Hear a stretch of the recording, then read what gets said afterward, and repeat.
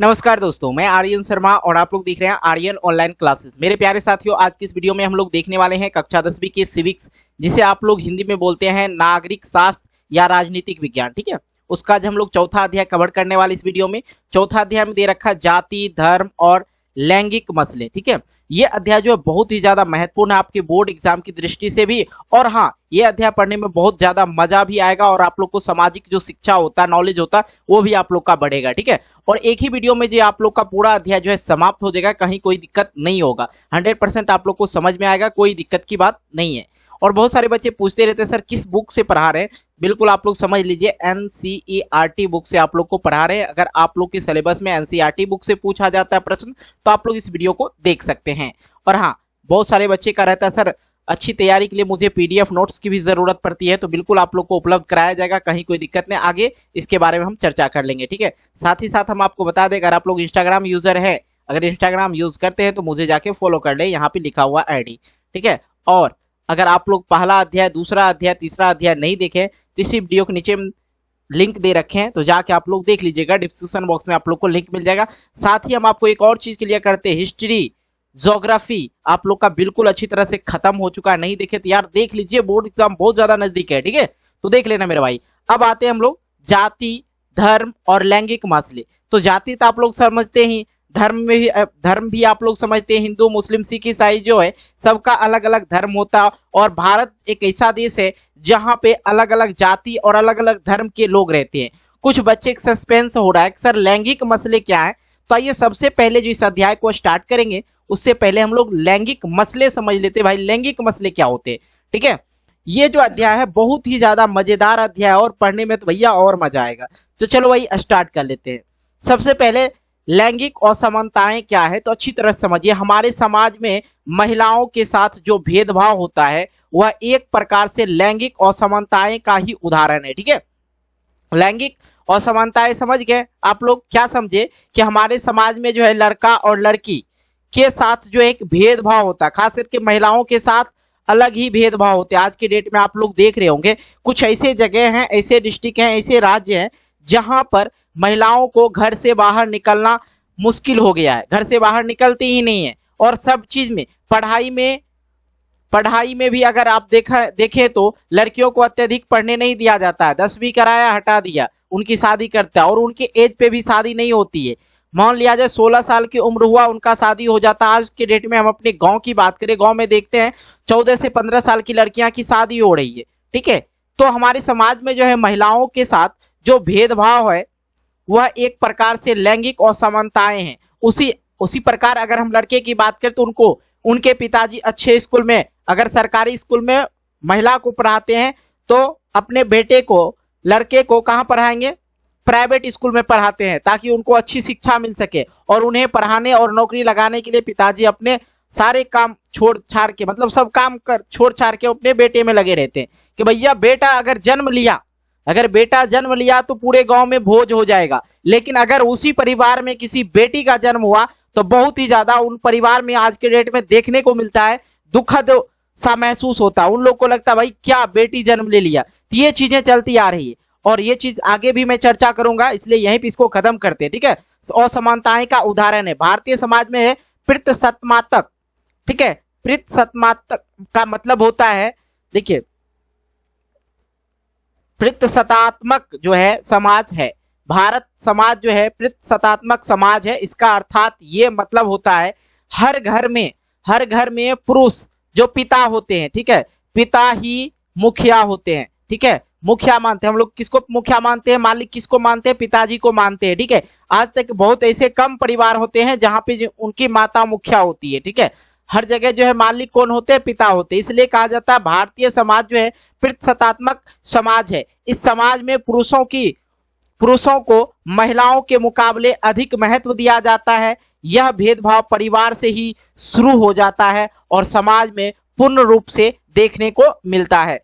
और समाज निजी और सार्वजनिक का विभाजन इसी वजह से होता है। समाज में जो है निजी और सार्वजनिक का विभाजन इसी वजह से होता है क्योंकि लड़के और लड़कियों के बीच में जो है भेदभाव परिवार से ही प्रारंभ होता है। भैया कहीं दूसरे देश से तो नहीं आता है ये सारी चीजें, ये भेदभाव हमारे घर के परिवारों से ही स्टार्ट होती है। इनके पालन पोषण के दौरान यह बात मन में बिठा दी जाती है कि औरतों का काम है घर गृहस्थी चलाना, बच्चों का लालन पोषण करना।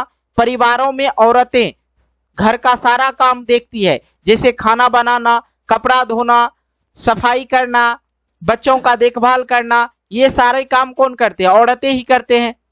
तो ये जो बातें हैं औरतों के मन में बिठा दिया जाता है कि भाई तुम जो बनी हो बस इसी काम के लिए बनी हो, घर के काम के लिए बनी हो, ठीक है। वैसे देखा जाए तो परिवार में देखिए लड़का और लड़की होती है, तो घर का काम कौन करेगी? लड़की। ये अपने भारत के और हमारे समाज के संस्कार बन चुके हैं भैया। जो पुरुष जो होते हैं वो बाहर जाके काम करेंगे और अच्छी शिक्षा भी लेते हैं, लेकिन औरतें जो है क्या करती है? वो घर के काम काज में ही लगी रहते हैं। लेकिन आज के डेट में देखा जाए तो औरत भी बहुत आगे निकल चुकी है, लेकिन किस प्रकार निकली वो भी मैं आप लोग को आगे समझाऊंगा, टेंशन मत लेना, ठीक है। आइए, तो पुरुष घर के बाहर का काम करता है। पुरुष भी घर के सभी काम कर सकते हैं, लेकिन पुरुष ऐसा सोचते हैं कि ऐसे कामों को औरत के जिम्मे ही छोड़ना चाहिए, ठीक है। जिन कामों को मर्द अपने घर में नहीं करते हैं उन्हीं कामों को घर के बाहर पैसा मिलने पर पुरुष खुशी से काम करता है। भैया होटल में काम करते हैं ना पुरुष जो है, अक्सर पुरुष जो है देखते होंगे, ज्यादातर जो है महिलाएं होटल नहीं चलाती है, ठीक है। ज्यादातर पुरुष ही होटल चलाते हैं और खाना कौन बनाते हैं? पुरुष ही बनाते हैं। तो वो काम पुरुष ही करते हैं होटल में, क्योंकि वहां पे उनको पैसा दिया जाता है। वही काम वो अपने घर में नहीं करते हैं, ठीक है। बाहर पैसा मिलने पे पुरुष खुशी से काम करते हैं। जैसे सिलाई का भी काम करते हैं पुरुष, देखते हैं ना, दर्जी वगैरह वाला काम भी करते हैं, और होटल में खाना बनाते हैं, साफ सफाई भी करते हैं। कौन करते हैं? पुरुष भी करते हैं। जबकि बाहर में ये सारी काम महिलाएं नहीं करती हैं, लेकिन अपने घर में भैया हम तो क्या बताएं, ये चीज आप लोग भी जान रहे होंगे। चलिए कुछ चीजें और आपको समझाते हैं। महिलाएं अपने घरों पर तथा घरों के बाहर भी मेहनत करती है, काम करती है, लेकिन इनके कई कार्य को अधिक महत्व नहीं दिया जाता है। इनके कार्य को मूल्यवान नहीं माना जाता है। नगरों में ऐसे उदाहरण देखने को मिलता है कि जहां कोई गरीब स्त्री मध्यम वर्ग परिवार के घर में नौकरानी का कार्य करती है और मध्यम वर्ग परिवार की महिला किसी दफ्तर में काम करती है। बात समझ में आ रहा है? देखिए, जो आजकल देखते होंगे नगर में, शहर वगैरह में आप लोग क्या देखते हैं, घर में जो खाना बनाने का काम होता है एक बाई नाम से होता है। उनका क्या नाम रखा जाता है? बाई, ठीक है, बाई या दाई। तो वो जो आती है उनके घर में आती है, कपड़ा उपड़ा धोती है और घर का साफ सफाई करती है और बाकी खाना पीना बनाती है। और उस घर में, जिस घर में वो काम करती है, उस घर की महिला बाहर दफ्तर में जाके काम करती है। लेकिन इतनी मेहनत के बाद भी उनके कार्य को अधिक महत्व नहीं दिया जाता है, ठीक है। इस प्रकार से कार्य का भेदभाव पूर्ण विभाजन किया गया, जिसका असर यह हुआ कि स्त्री घर की चार दीवारी तक ही सिमट कर रह गई और पुरुष बाहर के सार्वजनिक जीवन के कार्यों पर कब्जा हो गया। और महिलाओं की एक बड़ी जनसंख्या होने के बावजूद भी सार्वजनिक जीवन में इसका कोई स्थान नहीं, महत्व नहीं है। राजनीतिक स्थान जो है, राजनीतिक जीवन में भी इसका कोई महत्व नहीं है और समाज में भी इसका कोई महत्व नहीं है। तो महिलाओं को उचित स्थान नहीं प्राप्त हो पाया है, ठीक है। इस चीज को समझ गए। सार्वजनिक जीवन में भी महिलाओं को उचित स्थान नहीं मिला है, राजनीतिक जीवन में भी महिलाओं को उचित स्थान नहीं मिला, समाज में भी नहीं मिला। ये चीजें आप लोग को पूर्णतः आप लोग समझ गए किस प्रकार से ये विभाजन करती है। नेक्स्ट टॉपिक क्या था? समाज में निजी और सार्वजनिक का विभाजन। तो ये चीजें आप लोग अच्छी तरह समझ गए और साथ ही आप लोग लैंगिक असमानताएं भी समझ गए, ठीक है। अब आती है नेक्स्ट, क्या नारीवाद आंदोलन क्या है? तो भैया ये सारा चीज कांड होते हुए जो पहले के जमाने में देखते हुए नारीवाद आंदोलन आया, ठीक है। नारी के साथ जो इतना अत्याचार हो रहा था, उसके बाद नारीवाद आंदोलन आ गया। तो दुनिया के विभिन्न राज्य या समाजों में महिलाओं के साथ इस तरीके का भेदभाव देखने को मिलता है। पहले सिर्फ पुरुष को ही बाहर के कार्य करने, चुनाव लड़ने, वोट देने की अनुमति थी। भैया वोट देने के लिए भी सिर्फ पुरुष ही दे सकते, महिला नहीं दे सकती। लेकिन धीरे धीरे महिलाओं के अधिकार को लेकर आवाजें उठने लगी। दुनिया के विभिन्न हिस्सों में महिलाओं का संगठन बनाया गया, ठीक है, अधिकारों की मांग को लेकर कई आंदोलन हुए। इसके दबाव में कई विभिन्न देशों के महिलाओं को वोट देने का अधिकार दिया, महिलाओं को चुनाव में कुछ सीटों पर आरक्षण भी प्रदान किया गया, उनके लिए रोजगार तथा शिक्षा क्षेत्र में भी कार्य हुए। इन महिलाओं आंदोलन ने परिवार में भी बराबरी का मांग उठाई। ऐसे आंदोलन को ही हम लोग क्या कहते हैं, नारीवाद आंदोलन कहते हैं। भैया यहां तक जब महिला लोग जो है नारीवाद आंदोलन करना स्टार्ट कर दिया तो इसके रिजल्ट क्या हुआ कि इनके दबाव में विभिन्न देशों ने महिलाओं को वोट देने का अधिकार दिया और महिलाओं को चुनाव भी लड़ने का अधिकार दिया। कुछ ऐसे सीट बनाए गए, कुछ ऐसे सीटों को आरक्षित कर दिया गया जिसमें क्या हुआ, जिसमें सिर्फ महिला ही लड़ सकती है, पुरुष का कोई अधिकार नहीं है, तो प्रदान किया। उनके लिए रोजगार भी उसने दिया सरकार, और शिक्षा के क्षेत्र में भी कार्य हुआ। जब आंदोलन हुआ तब इन महिला आंदोलन ने परिवार में भी बराबरी की मांग उठाई और आंदोलन को नारीवाद आंदोलन कहते हैं। इस आंदोलन को क्या कहेंगे, नारीवाद आंदोलन कहेंगे। आज के डेट में महिला जो काम पुरुष करते हैं उससे कई गुना अधिक महिला का आज आरक्षण करते करते महिला जो है ऊपर उठते चली गई। ठीक है, बहुत चीजें महिला को अब दिया जाता है। अभी की मैं बात करूं, अगर लड़का को 60 नंबर पे, ठीक है, अगर 60 नंबर पे रिजल्ट बनता है तो उसी प्रकार अभी लड़की का रिजल्ट 40 पे ही बना दिया जाता है। ये क्या आरक्षण ही है भाई, ये क्या आरक्षण ही है। लड़की को बढ़ावा दिया जा रहा है कि किसी तरह लड़की बढ़े। ठीक है, तो धीरे धीरे समाज में परिवर्तन आया, महिलाओं को महत्व दिया जाने लगा। आज महिलाएं विभिन्न क्षेत्रों में बढ़ चढ़कर हिस्सा ले रही है। महिलाएं वैज्ञानिक, डॉक्टर, टीचर, इंजीनियर, खेल तथा अन्य क्षेत्र में कई क्षेत्र में जो है कामयाबी पा चुकी है। दुनिया के कुछ देखिए यहाँ पर भी महिलाएं पुलिस भी बनती है, और महिलाओं को खेल कूद से बहुत ज्यादा हटा के रखते थे कि भाई महिला एकाक खेलेगी। ठीक है, देखिए पुलिस बनने का तो बहुत ही अथी था कि नहीं बनेगी पुलिस। ठीक है, लेकिन देखिए आज बड़े बड़े पोस्ट पे महिला ही है, पुलिस अधिकारी में और खेल कूद में भी महिला ही है। और बाकी यहाँ पे देख रहे डॉक्टर बनी हुई है, महिला ही है। और ये इनको आप लोग जानते ही होंगे। ठीक है, इनको जानते होंगे तो आप हमें कमेंट करें। ये एक्टर है, भारतीय एक्टर है, और इनका नाम जानते हो तो आप हमें कमेंट बॉक्स के माध्यम से कमेंट करके बताएं कि कौन सी एक्टर्स है। ठीक है, हीरोइन है। ठीक है, और दुनिया के कुछ हिस्सों में, कुछ देशों में महिलाओं की स्थिति अच्छी हुई, नॉर्वे, स्वीडन, फिनलैंड आदि में। ठीक है, ये इस जगह जो है नॉर्वे, स्वीडन, फिनलैंड में जो है महिलाओं की जो स्थिति है अच्छी हो गई। अब आता है भारत में महिलाओं की स्थिति। ये तो दूसरे देश के बारे में हम लोग जान रहे थे, अब आते हैं हम अपने भारत देश में एक बार कदम रखते हैं और आपको समझाते हैं। महिलाओं को साक्षर दर जो है 54% है। महिलाओं का साक्षर मतलब पढ़ी लिखी जो महिलाओं की औसतन है वो 54% ही है, और पुरुषों का जो साक्षरता है दर है 76% है। अभी भी देखिए महिला कम शिक्षित है और पुरुष अत्यधिक शिक्षित है। ऊंची तनख्वाह वाले जो पद है पर जो है महिलाओं की मौजूदगी कम है। ठीक है, महिलाओं को पुरुषों के मुकाबले विभिन्न क्षेत्रों में कार्य करने पर जो है कम मजदूरी मिलता है। ठीक है, अगर दिन भर महिला काम करती है तो 250 रुपया दिया जाता है, उसी काम को अगर पुरुष करे तो 500 रुपया दिया जाता है। ये बात आप लोग भी जानते होंगे। भारत में औसतन एक पुरुष के मुकाबले एक महिला ज्यादा घंटों तक काम करती है, लेकिन फिर भी उनके कार्य को इतना मूल्यवान नहीं दिया जाता है। ये चीजें आप लोग अच्छी तरह समझ गए होंगे। अब आइए थोड़ा सा हम लोग एक मोड़ लेते हैं। मोड़ में आप लोग को समझाते हैं भैया पीडीएफ कैसे लें। ठीक है, बहुत सारे बच्चे को मन में चल रहा होगा तो मैं बीच में ही बताता हूँ, सभी वीडियो में बीच में बताया हूँ। तो पीडीएफ कैसे लें, सबसे पहला आप लोग को काम क्या करना है, चैनल को सब्सक्राइब कर लेना अगर नहीं किए हो तो। ठीक है, अच्छी बात होगी, सब्सक्राइब कर लेना और फैमिली मेंबर बन जाना आप मेरे। ठीक है, उसके बाद एक लाइक कर देना, एक लाइक आप लोग का चाहिए, इतना मेहनत कर रहे हैं तो एक शेयर कर देना अपने दोस्तों के साथ, भैया यहाँ पे जाके पढ़ लो। और मेरा जो पढ़ाने का भैया स्टाइल है, जो सिलेबस है आपको पूर्णतः खत्म करते हैं।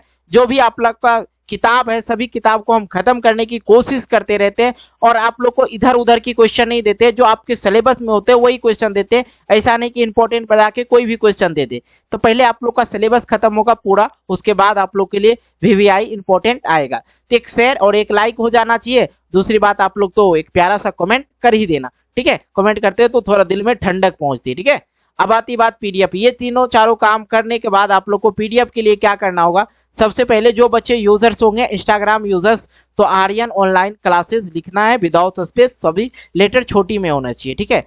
तो आप लोग वहां पे जाके फॉलो कर लेना, मैसेज करना सर पीडीएफ चाहिए। उसके बाद जो बच्चे टेलीग्राम यूज करते होंगे आर्यन ऑनलाइन क्लासेस, इस प्रकार से टेलीग्राम में सर्च करेंगे, ग्रुप में ज्वाइन हो जाएंगे। और जो बच्चे ये दोनों चीज नहीं चला रहे होंगे, लास्ट ऑप्शन आ जाता है उनको व्हाट्सएप नंबर लिखा हुआ 8877639383, ठीक है। इस पे व्हाट्सएप करें, पहला अपना नाम लिखे, उसके बाद डिस्ट्रिक्ट लिखे, उसके बाद बताएं पीडीएफ कौन सा लेना है।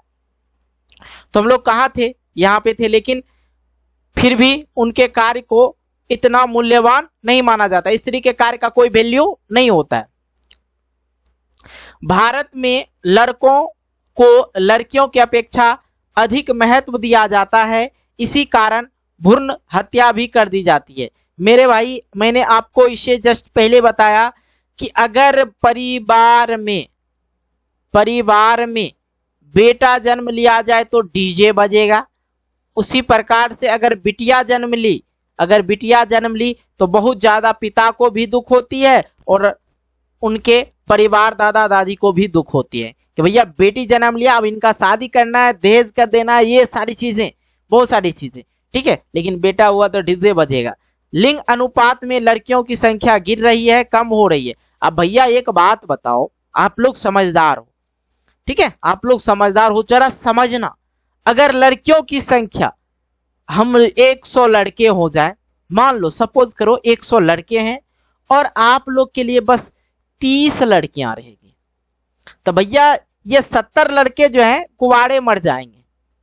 ये जो है कुआड़े मरना पड़ेगा इनको, काहे की लड़कियां तो होगी नहीं, 30 लड़का की शादी होगा। इसलिए ये चीज भी करते हुए आप लोग ये चीज भी ध्यान देंगे तभी मजा आएगा, ठीक है। लड़का लड़कियों में कोई अंतर नहीं, आप जिस तरह परवरिश देंगे, जिस तरह उनको पालन पोषण करेंगे वैसे होंगे, ठीक है।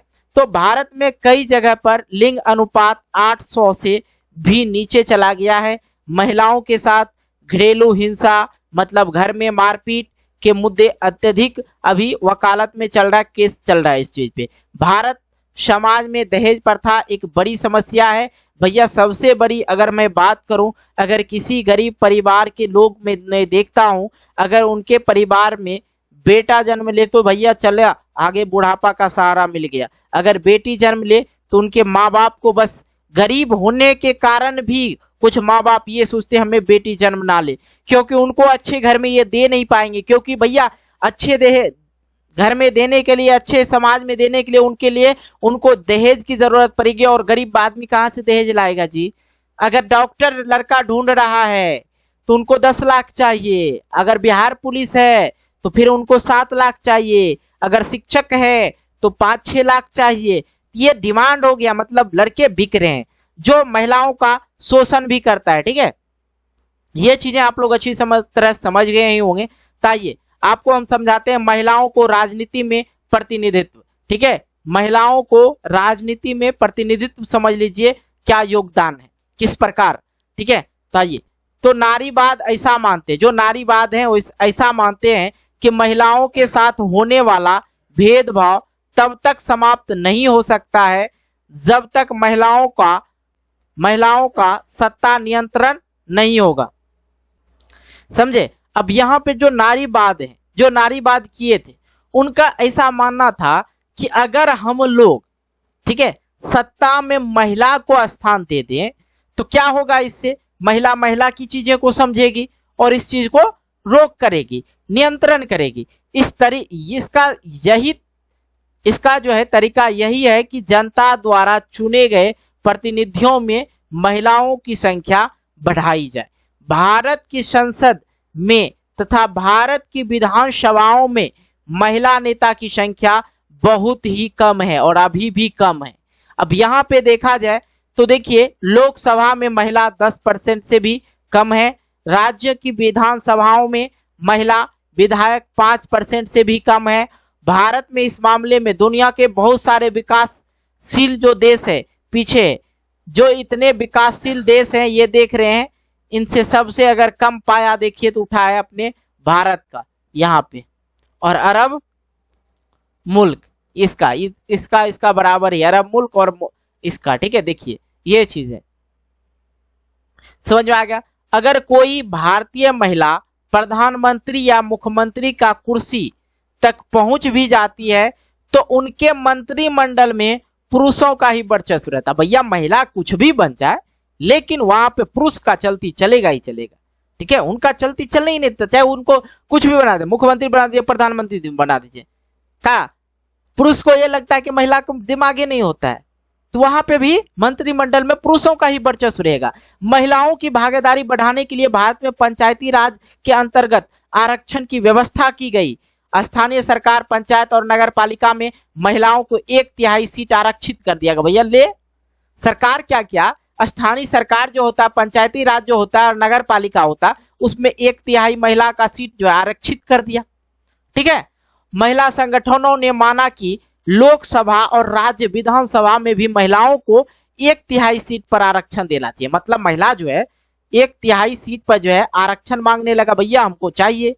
बाकी यहाँ पंचायती राज है और नगर पालिका में भी जो महिला 1/3 मांग ही लिया, लेकिन यह मामला वर्षों से लंबित पड़ा हुआ है, इन पे कोई चर्चा ही नहीं चला, ठीक है।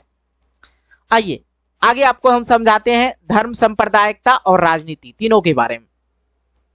भारत में विभिन्न धर्मों को मानने वाला लोग रहते हैं। जो भारत में है हिंदू, मुस्लिम, सिख, ईसाई सभी धर्म के लोग हैं। इसमें विभिन्न धर्मों के लोग के बीच आपसी मतभेद होते रहता है। और अगर मैं बात करूं मतभेद अक्सर कौन कराते हैं, ऐसे अगर जनता की बात करें तो जनता एक दूसरे से प्रेम प्यार ही रहते हैं, ठीक है। लेकिन अगर मतभेद कराते हैं तो वो हमारी सरकार है, सरकार वहां से कुछ ना कुछ टटोलते रहता है, ठीक है। वो दोनों को हिंदू, अगर मैं बात करूं अपने देश में ज्यादातर तो हिंदू और मुस्लिम है, ठीक है, हिंदू और मुस्लिम में लड़ाते रहते ताकि वो सत्ता का मजा लेते रहे। अगर किन्हीं को गलत लगा हो तो इग्नोर करना मेरी बात को, लेकिन सच यही है। और ऐसे मतभेद कभी कभी एक ही धर्म के लोग के बीच में भी हो जाता है। ऐसा मतभेद जो है हिंदू हिंदू के बीच में भी मारकाट चलती रहती है। ऐसा नहीं कि हिंदू हिंदू को नहीं मारता, मारता ही मारता है। और महात्मा गांधी ने धर्म को नैतिक मूल्यों से जोड़कर देखा कि भारत देश में मानव अधिकार समूह ने कहा, भारत देश में जो है मानव अधिकार समूह का कहना है कि देश में सांप्रदायिक दंगों में अधिकतर अल्पसंख्यक लोग जो है मारे जाते हैं। जो मानव अधिकार समूह है मेरे प्यारे भाई, ये चीज समझना, जो मानव अधिकार, जो मानव के अधिकार के लिए लड़ते हैं, मानव को अधिकार की चिंता करते हैं और देते हैं, उनका कहना है कि देश में जो है सांप्रदायिक दंगों, जो सांप्रदायिक दंगा होता है, फसादें होती हैं, उसमें अधिकतर लोग जो है अल्पसंख्यक, मतलब जिसकी संख्या कम हो वही लोग मारे जाते हैं, और जिसकी संख्या ज्यादा होता है वो नहीं मारे जाते हैं। भारत सरकार को अल्पसंख्यकों की रक्षा के लिए विशेष कदम उठाना चाहिए, काहे कि यही सब मरते हैं जिसकी संख्या कम हो, और जेकरा संख्या ज्यादा होगा वो 10 बापू तक कुटबेन करेगा जी। अब समझिए सांप्रदायिकता, सांप्रदायिकता किसको कहते हैं सबसे ये पहले समझना जरूरी है। अपने धर्म को सर्वश्रेष्ठ मानना और दूसरे के धर्म से नफरत करना सांप्रदायिकता कहलाता है। मेरे साथियों आप लोग अच्छी तरह समझ गए होंगे, यह सामान्य तब शुरू होता है जब राजनीति में धर्म अपना दबदबा बनाने लगता है, क्योंकि किसी भी देश में अन्य धर्मों के लोग भी रहते हैं, ठीक है। ऐसे जो समुदाय बहुसंख्यक हैं वो अपने धर्म को श्रेष्ठ मानते हैं और दूसरे धर्म के खिलाफ मांगे या विरोध करने लगते हैं। यही चीज चल रही है अपने भारत में भी, क्या चल रहा है ना जी, मैंने ऊपर में भी आप लोग को समझा दिया। जब सरकार अपनी सत्ता को इस्तेमाल किसी एक धर्म के पक्ष में करने लगती है, ऐसे स्थिति में जो है, ऐसे में स्थिति और भी ज्यादा खराब हो जाती है। भैया अगर सरकार चाहेगा कि हम एक ही जाति वाले को देंगे, एक ही धर्म वाले को देंगे, तो ऐसा जो है दुनिया में क्या होगा, मारकाट चलेगा, एक धर्म के लोग दूसरे धर्म से लड़ेंगे। भैया तुमको सब अधिकार है, हमको कोई अधिकार नहीं, लड़ेंगे तो लड़ेंगे, ठीक है। ऐसी राजनीति सांप्रदायिक सोच पर आधारित होती है, तो इससे विभिन्न समुदाय के बीच में क्या हो जाएगा, मतभेद हो जाएगा। यदि सांप्रदायिक राजनीति होगी, अलग अलग धर्मों के लोग हित अलग अलग होगा, जिससे विभिन्न समुदाय के बीच में टकराव भी नहीं होगा, सॉरी यहाँ पे टकराव जो है बढ़ेगा। ठीक है, अगर सांप्रदायिक राजनीति होगी तो अलग अलग धर्मों के लोग हित अलग अलग होगा।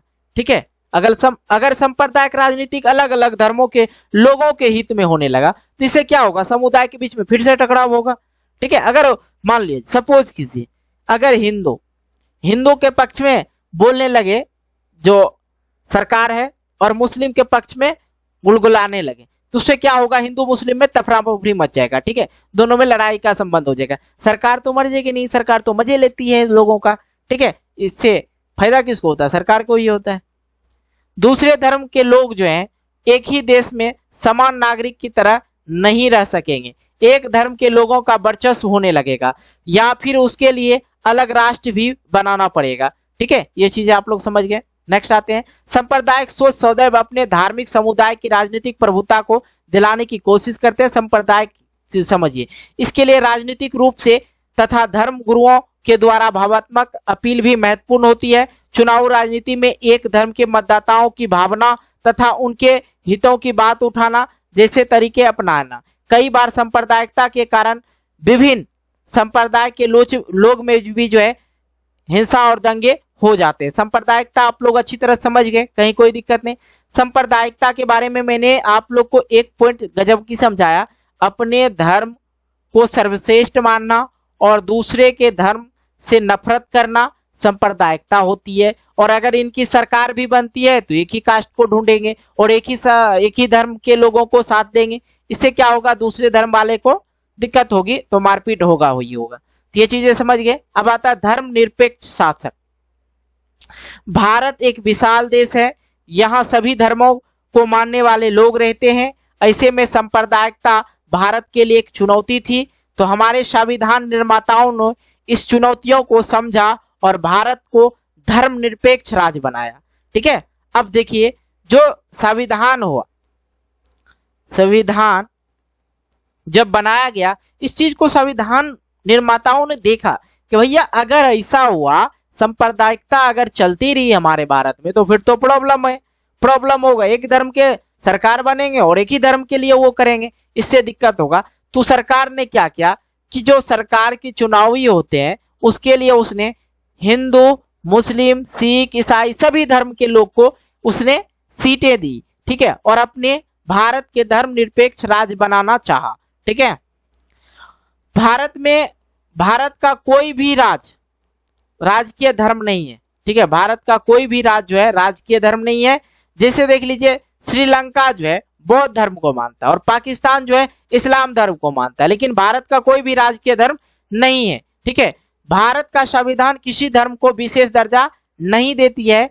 हमारे संविधान के अनुसार कोई भी नागरिक कोई भी धर्म अपना सकता है। ठीक है, नागरिक अपने धर्म का प्रचार कर सकता है। अपना प्रचार का मतलब क्या हो गया, जैसे हिंदू में क्या होता है, सत्संग होता है, बहुत सारी चीजें होती है, सभा वगैरह लगते हैं। धर्म के आधार पर किसी प्रकार का भेदभाव नहीं होगा। शासन धार्मिक मामलों में दखल नहीं देंगी, लेकिन जो यहाँ के सरकार है धार्मिक मामले में भी दखल देती है। ये चीजों तो चल ही रहा है मेरे भाई। ठीक है, तो शासन, लेकिन अगर संविधान की देखा जाए तो संविधान में साफ साफ लिखा गया कि शासन धार्मिक मामलों में दखल नहीं देता। ये चीज समझ गए। अब आते हैं भैया जाति और राजनीति के बारे में समझाते हैं। जाति और राजनीति में क्या संबंध है, समझिएगा बिल्कुल गौर से। ठीक है, तो जातिगत असमानताएं क्या है, बिल्कुल समझिए। भारत में तो भारतीय समाज में जातिगत विभाजन देखने को मिलता है। जाति व्यवस्था भारत में बहुत प्राचीन समय से ही है, ऐसा नहीं कि आज से। भारतीय समाज में जातिगत विभाजन देखने को मिलता है। ठीक है, जातिगत अभी भी जो है ये चीजें हैं। यादव, भारतीय समाज में जातिगत विभाजन देखने को मिलता है। अगर यादव कोई खड़ा हो जाए तो भैया यादव को ही वोट करेंगे। ठीक है, अगर कोई कुर्मी खड़ा हो जाए, मैं यहाँ पे किसी को सपोर्ट नहीं कर रहा हूं, तो कुर्मी को ही वोट करेंगे। ठीक है, ये चीजें चल रही है हमारे भारत राष्ट्र में, यही चीज चल रही है।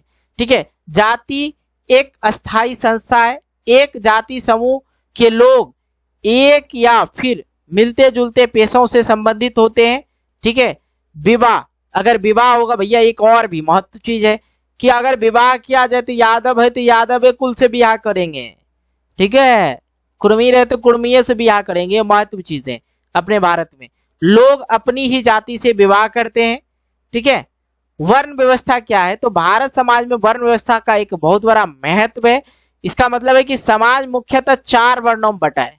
ठीक है, क्या है, ब्राह्मण, पंडित पूजा पाठ जो कराते हैं ब्राह्मण हो गया, क्षत्रिय हो गए, राजपूत, ठीक है, वैश्य जो किसान करते हैं, खेती वगैरह करते हैं वैश्य, बाकी हो गया शूद्र जो जनरल कैटेगरी में जो आते हैं।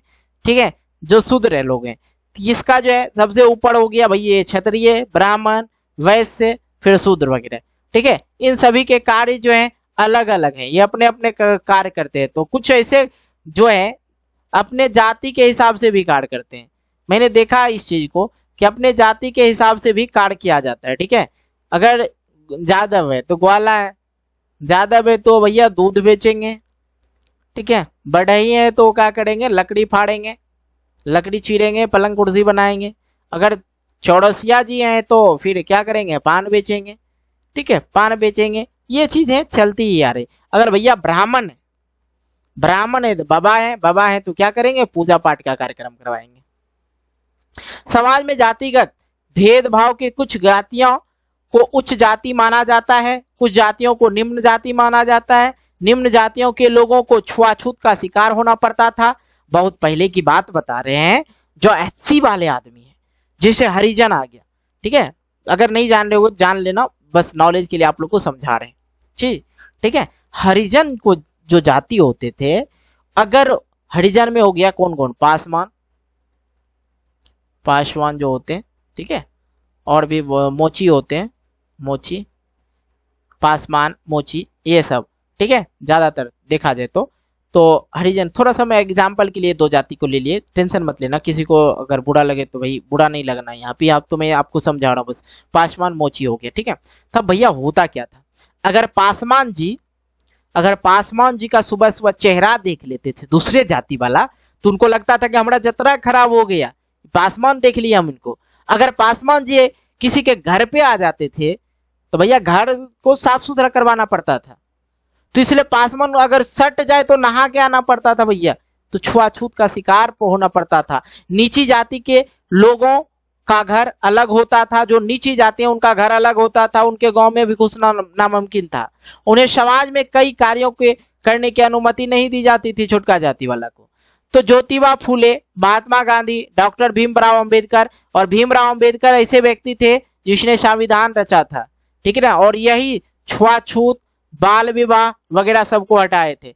तथा पेरियार, रामास्वामी नायकर जैसे नेताओं और समाज सुधारकों ने जातिगत भेदभाव से मुक्त समाज बनाने की बात की, और इन महापुरुषों के प्रयास से भारत में जाति व्यवस्था में बदलाव आया और ये छुआछूत की कहानी भी खत्म हुई। आर्थिक विकास, साक्षरता, शहरीकरण, ठीक है, आर्थिक विकास, साक्षरता और शहरीकरण, रोजगार चुनने की आजादी, इन सब व्यवस्थाओं के जाति व्यवस्था का पुराना स्वरूप बदला। ठीक है, कहीं कोई दिक्कत समझने में नहीं? अगर दिक्कत होता होगा भैया कमेंट बॉक्स से खाली कर दीजिएगा कमेंट। ठीक है, और भी कोशिश करेंगे अच्छी तरह से। शहरों में अब शहरों में जो है कोई इस बात पर ध्यान नहीं देता है कि बस या ट्रेन में उनके साथ कौन बैठा है। और अभी एक चीज और मैं आप लोग को बता, तो ये चीजें के लिए सरकार ने एक बहुत बड़ा विचार सोचा। जो गरीब आदमी थे ना, गरीब आदमी के स्कूल में बच्चों को पढ़ने नहीं दिया जाता, पढ़ने के लिए नहीं दिया जाता था। नीची जाति के लोग के लिए पढ़ने के लिए नहीं दिया जाता था। गंदे कपड़े पहन के आते थे ऐसे उसे, जो अमीर आदमी थे बढ़िया कपड़ा पहन के आते थे, उनको हटा दिया जाता था। तो सरकार ने एक तकरीब निकाला। काहे निकाला? ये जो स्कूल ड्रेस देखते हैं, स्कूल यूनिफॉर्म देखते हैं, वो चला दिया कि भैया अमीर वाले भी बच्चा वही पहन के आएगा और जिनके गरीब बच्चे होंगे वही पहन के आएगा। जिससे क्या है, समानता दिखाई देगा। ठीक है, और ये चीजें समझ आती आप लोग को। ठीक है, सर मैं अब कोई बात का इस बात पे कोई जिक्र नहीं करते कौन जाति के साथ हम बैठे हुए हैं और सफर कर रहे हैं। पड़ोस में भी ऐसे भेदभाव कम हो गए, अब तो पूरे समाज में भी खत्म हो गए। तो भोजनालय में भी अभी हम लोग बात करें तो पासवान रहे या कोई भी जात रहे, सबके साथ खाना पीना मस्त करते हैं। दोस्त भी हमारे हजारों ऐसे उसे, ठीक है, साथ बैठकर एक मेज पर खाना खाते हैं बिना जातिगत भेदभाव के। संविधान ने भी जातिगत भेदभाव को समाप्त किया और अनुच्छेद 17 के तहत, ठीक है, और अस्पृश्यता की समाप्ति की गई, ठीक है, इस चीजों को समाप्त किया गया। परंतु ग्रामीण क्षेत्रों में अगर देखें तो जाति आज भी विद्यमान है, लेकिन ये कहना उचित नहीं है। अभी जिस गांव में मैं रहता हूं तो ऐसा कुछ नहीं देख रहे, लेकिन थोड़ा सा भेदभाव तो हो ही जाता है, ठीक है, ये वो जाती है थोड़ा होता है, ठीक है, लेकिन अब उतना पहले जैसा नहीं छुआछूत वाला। कई समाज में आज भी लोग अपनी जात या कबीले में ही शादी करते हैं, ये तो भाई सही है, ये चीजें तो अभी सही है, ठीक है, अपने जात से ही शादी करवाएंगे, दूसरे जात से नहीं शादी करवाएंगे, ठीक है, ये चीजें चल रहा है। छुआछूत की प्रथा अभी पूरी तरह से समाप्त नहीं हुई है। आज भी कई क्षेत्रों में दलित समुदाय के लोग दबे कुचले वर्ग में हैं, ठीक है, गरीब हैं। आजादी 70 साल हो चुका, आजाद जो है 70 साल हो चुका है, बाद भी कुछ जातियां पूरी तरह से शिक्षित नहीं हो पा रही है। जैसे वो घुमांटू भोटिया होते हैं, वो पढ़ाई नहीं करते हैं, भैया सरकार उन पे बहुत चीजें हैं।